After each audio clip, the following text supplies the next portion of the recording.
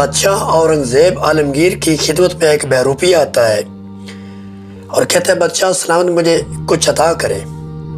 بادشاہ نے کہا کہ نہیں، میں تجھے عطا نہیں کروں گا۔ اس نے کہا کہ میں اتنا اپنا حلیہ چینج کر کے آؤں، لہذا انعام ہی دے دے۔ بادشاہ نے کہا کہ میں نے تجھے پہچان لیا ہے، انعام کیسے دوں؟ اگر میں تجھے نہ پہچانتا میں تجھے انعام دے دیتا، لیکن اب تو میں نے پہچان لیا ہے، کوئی انعام نہیں ملے گا۔ اس نے کہا بادشاہ اگر مجھے آپ نہ پہچان سکے تو انعام ملے گا؟ کہاں بالکل۔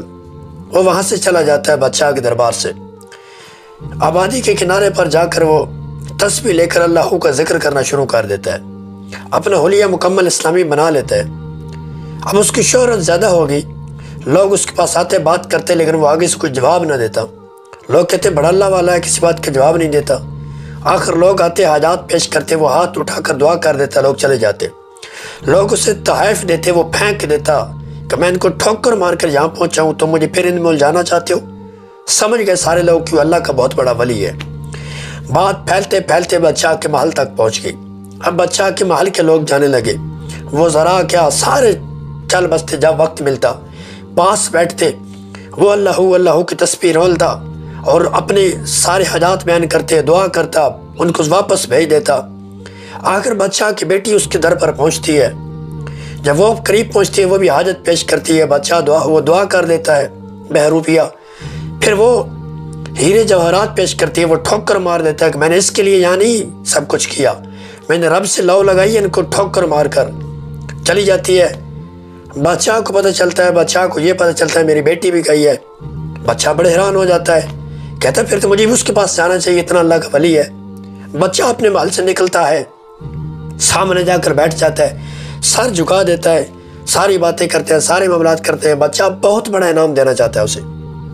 جب اسے انعام دیتے ہیں نا تو بادشاہ کی طرف وہ دیکھ کر کہتا ہے میں نے یہ ساری چیزوں کو ٹھوک کر ماری تھا، مجھے یہ مقام ملا، تو پھر دنیا میرے قدموں میں لانا چاہتا ہے اور مجھے غرق کرنا چاہتا ہے دنیا کے اندر۔ بادشاہ سمجھ جاتا ہے یہ اللہ کا ولی ہے، کوئی بادشاہ چلا جاتا ہے۔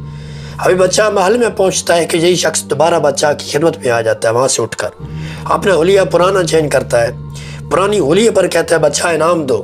بادشاہ کہتا ہے کس چیز کا؟ کہا پہچان نہیں سکے، کہا پہچانتا ہوں تجھے، آج تو اصلی حالت پہ ہے، پھر بھی تجھے نہیں پہچان سکا؟ کہا نہیں، ابھی کہاں سے ہو کر آئے ہو؟ کہا فلاں جگہ گیا تھا، ایک اللہ کا ولی اس سے مل کر آیا ہوں۔ کہا جس سے مل کر آئے تھے وہ میں ہی تھا۔ بادشاہ دیکھ کر حیران ہو گیا، تحقیق کی پتہ چلا یہ تو وہی ہے، آج وہ ادھر نہیں بیٹھا ہوا۔ تو بادشاہ نے کہا کہ یہ انعام لو۔ جب بادشاہ نے انعام دیا، اس نے انعام لیا تو کہنے لگا یہ تھوڑا سا انعام نہیں، زیادہ چاہیے۔ بادشاہ نے کہا اتنی طاقت اس سے زیادہ نہیں دے سکتا۔ کہا اور چاہیے؟ کہا اتنی طاقت ہے۔ بادشاہ کہنے لگا اس سے کہ یار جس وقت تو بیٹھا تھا وہاں پہ میں نے تجھے بہت زیادہ انعام تھی اس سے بڑھ کر، تو نے نہیں لیا، اگر تو لے لیتا سارا تجھے مل جاتا۔ اس نے کہا بادشاہ بات انعام کی نہیں ہے، کچھ غیرت بھی چیز ہوتی ہے، میں نے رب کے ساتھ جھوٹا تعلق بنایا، تیرے دل میں وقار تھا میرا، اور وہ کیا تھا کہ میں اللہ کا ولی ہوں۔ اگر اس وقت تجھ سے مال لے لیتا اور آج تیرے سامنے حقیقت آ جاتی، تیرے سارے ولیوں سے اعتماد اٹھ جاتا۔